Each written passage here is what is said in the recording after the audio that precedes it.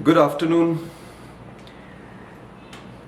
So I believe ki you may have read quite a bit, or maybe you may have watched some video yesterday related to AstraZeneca's admission of side effects from COVID vaccine. They call it vaccine. I call it uh, a vaccine in the making, or an experimental vaccine. Whatever it is, now that they've admitted, some things have become clear. And I want to show you this. This is Gujarat Samachar, and on the front page there is a headline related to this vaccine and whatever AstraZeneca has admitted. So I'm just going to read it out in Gujarati. ભારતમાં કોવિશિલ્ડના 205 crore dose અપાયા, means 205 crores doses were given in India. આડઅસરના જોખમથી ખળભળાટ. આડઅસર means side effect. So because of the side effect, people may be in a lot of fear, that sort of thing, or in some trepidation. And then there is a sub headline which says રસીની આડઅસરો એક મહિનામાં જ દેખાય છે, તેથી ભારતમાં 2 વર્ષ પહેલા રસી લીધી હોય તેવા લોકોએ ચિંતા કરવાની જરૂર નથી. Said by નિષ્ણાતો. So in Gujarati, નિષ્ણાતો, that refers to experts. So what they are saying is कि अगर आपको वैक्सीन का कोई भी साइड इफेक्ट 1 महीने में नहीं दिखा है तो आपको चिंता करने की ज़रूरत नहीं है, क्योंकि 2 साल तो निकल चुके हैं वैक्सीन को दिए हुए. So this is what these guys are up to. Now my question over here is this: हम क्या पढ़ा रहे हैं और हम क्या पढ़ रहे हैं?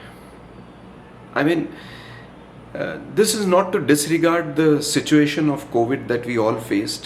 I think it was brutal, and perhaps it was brutal beyond words for many families and many individuals. No denying that.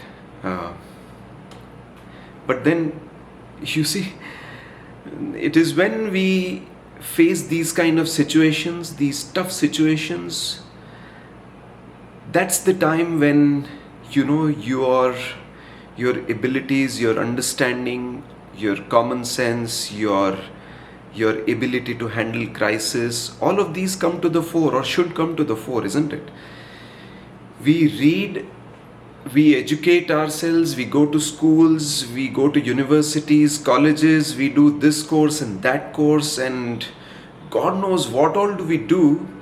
Why do we do all this? We do for these kind of situations, that when we face certain situations like COVID or whatever else, certain critical situations, certain crises, it is in these times that we have to exercise whatever understanding that we have, whatever intelligence that we've developed, whatever common sense that we have, right? So what are we doing? What exactly are we doing?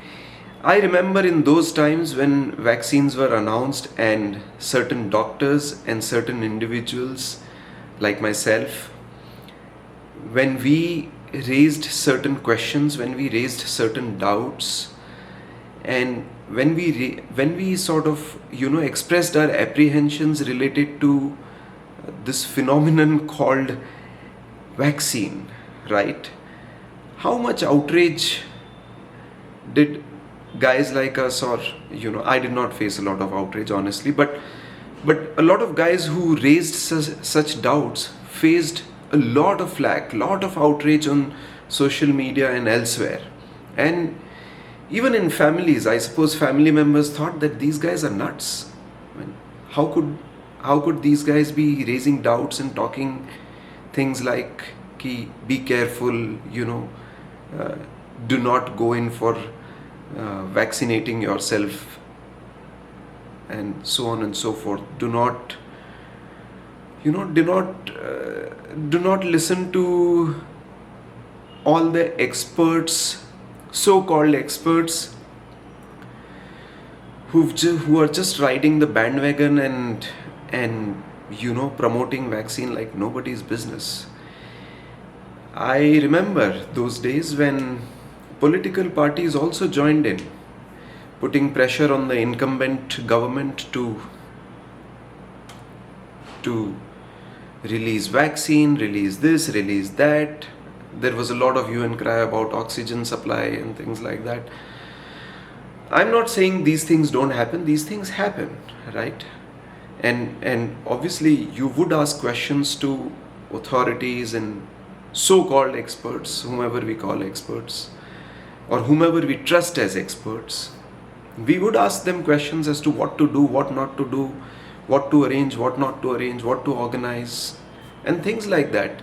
And we would highlight lack in arrangements, lack in organization, or whatever, right? Whatever lack we feel at that moment. Some people felt a lack of remdesivir also, and it turned out that remdesivir is kind of useless for the purposes of COVID treatment. So this is amazing. This is amazing.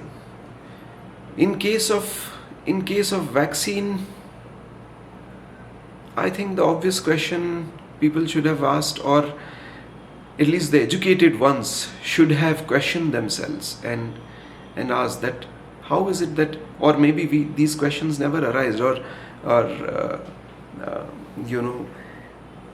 there was no reason to raise such questions. Is that what we are saying? Because we were beset with difficulties and we were seeing mayhem all across, and therefore it was just so obvious to go for a vaccine?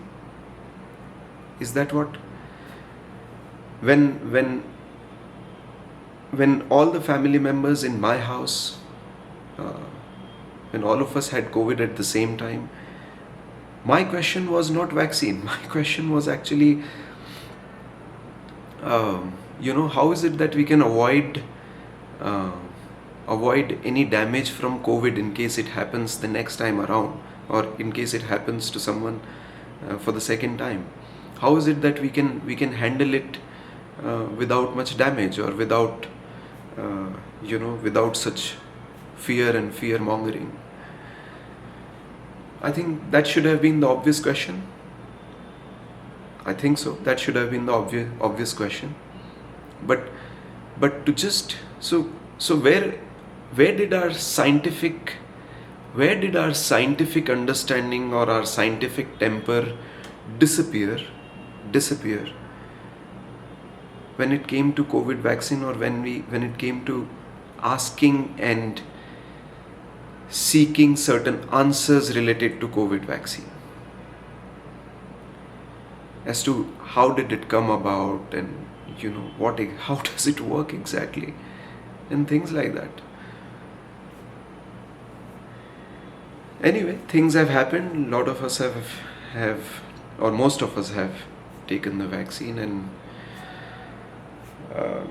many people have faced the consequences also, many side effects also. And it's not just the blood clots as side effects that have emerged. There are some other side effects too, which I believe may have some relation to COVID, or COVID vaccine may have exaggerated or aggravated certain certain conditions already prevalent in the body, and may have led to certain kinds of side effects. That is that. I think our experts did not, as much as the paper's headline says that experts say not to worry, I have serious doubts over experts. The experts, when they had to play a preventive role, could not play a preventive role. In fact, they simply tom-tommed vaccine as the way to prevent COVID, and I do think that is where we could never question them, or we could never question them successfully and in ways that were effective. In fact, there were youngsters What do I even say about youngsters? Youngsters at that time, I could observe they felt so proud in having, they felt so scientific.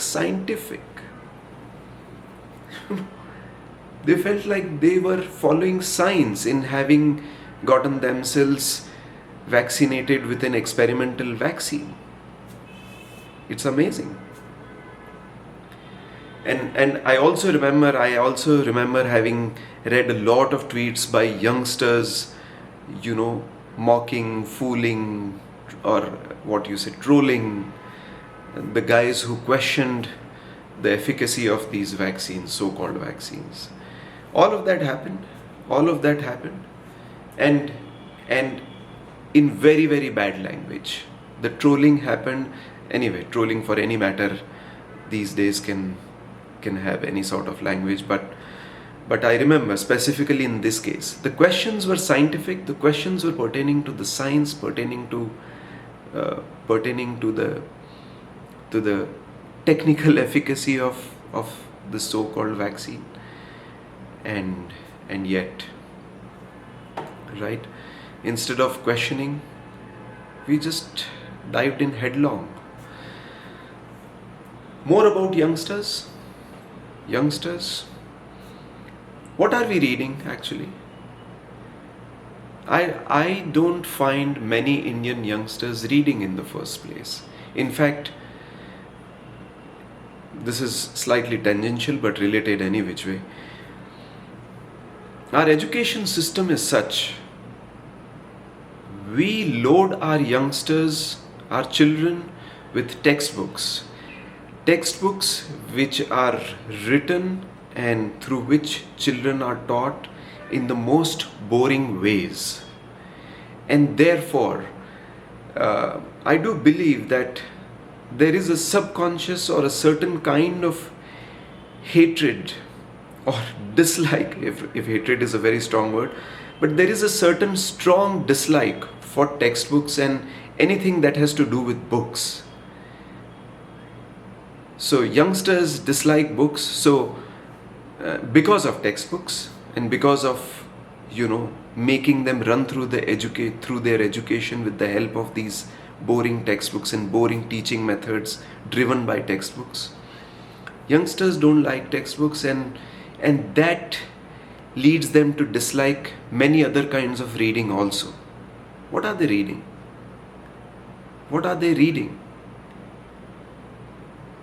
Scientific temper does not just mean doing, pursuing medicine as your career option or engineering as your career. That does not mean scientific, no. Scientific, I would say, means you are able to ask certain questions, you are able to reason about cause and effect, you are able to reason about processes. What process leads to what process leads to what, with what consequences. Those are the simple questions that lead to scientific temper, and obviously curiosities like these which make you research, which make you read, which make you seek answers to certain very basic simple questions, which make you try to understand various things. Those questions, I believe those questions are science. Don't quote me on this, but yeah, asking certain kinds of questions means or exhibit your scientific temper. It's not your career option that determines your scientific temper, right? So whatever has happened, and more such admissions might come forth, but what help will it do? How will it make us healthy? How will it bring back a substance that has entered our bodies and now is doing whatever in our bodies, whether we know it or not, or whether we might know it at some other point in time later? We don't know. So that is that. Thank you. It's almost a 15-minute long video already. If you find sense in what I'm trying to say or what I'm trying to convey, do share your opinions, your views, your thoughts. Write in the comments what do you think. And no, there is no point in apologizing. Whoever outraged at that point, or whoever raised questions on people who were raising questions, there's no point in apologies anymore. I mean, what kind of apology? Will you apologize now on Twitter or on social media that yeah, we were mistaken, we should have questioned, or we didn't ask the right questions? Is that even a matter of apology? And how will this apology prevent anything? At least not in this case. It might prevent some things in future. That's possible, and that's the hope. But I think a lot of damage has been done. And this damage could have been prevented. I believe so. But then we have to do a lot of things. A lot of related things have to come in place, fall in place.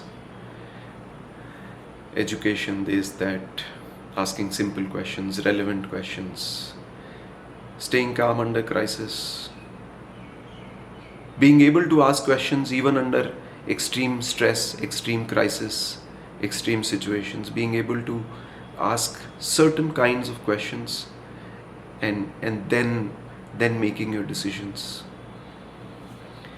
It was a difficult situation, and whatever we've done.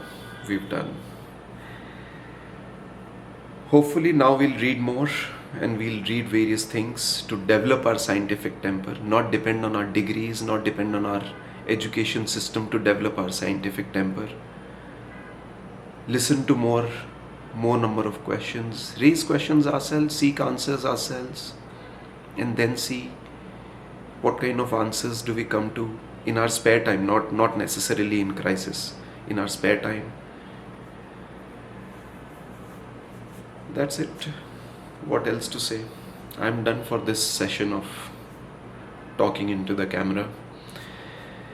Thank you so much if you've stayed with me, and if you could listen to me for so long. In case I've made any errors, do point it out. We can have some more discussion later. Thank you. And step out in the sun, step out in the morning sun, in the morning air. Move your body, move on your feet more often than not. And that should keep you healthy. Thank you.